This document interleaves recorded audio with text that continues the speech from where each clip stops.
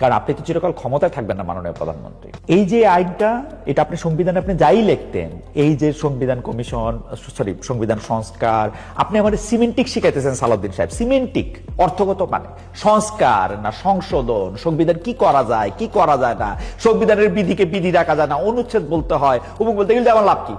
আমি এখন মানবাধিকার কমিশনের কাছে গিয়ে চাইতে পারবো কিনা আমার একটা বিচার, আপনার সরকার যদি আপনার আমার পুলিশ যদি আমার সাথে আকাম করেন, যদি আমার গুম করে নিয়ে যায়, ওইটা বলে আপনি আমার সিমেন্টিক শিখান কেন? আপনার কি মনে হয় না আপনার চেয়েও ভালো সিমেন্টিক জানের লোক আছে? এটা তর্ক লাগাইছেন, আপনিও লাগাইছেন, শফিকুর রহমানও লাগাইছে, তারেক রহমানও লাগাইছে, সংবিধান সংস্কার সংশোধন।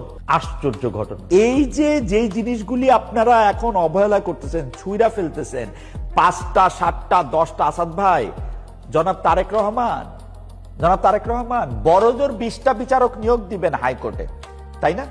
এই ধরেন এই নিয়োগ বিধিরে পাশ কাটায়, নিয়োগ বিধি না কইরা বড়জোর 20টা নিয়োগ দিবেন।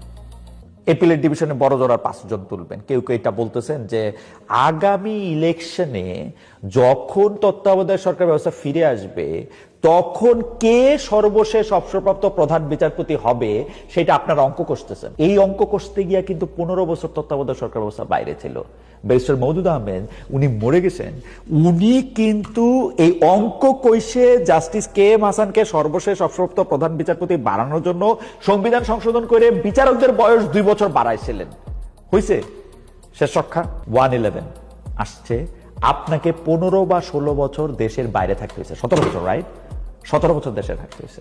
সুতরাং যেগুলি করার আপনি মাইনেন না, ইউনূস সরকার এমনি করছে, এই অধ্যাদেশ দিয়ে করছে, এই আদেশ দিয়ে করছে, এগুলি মাইনেন না, কিন্তু কাজগুলি করেন। এগুলিকে ফালাই দিয়ে না, এগুলিকে বাতিল করে দিয়ে না।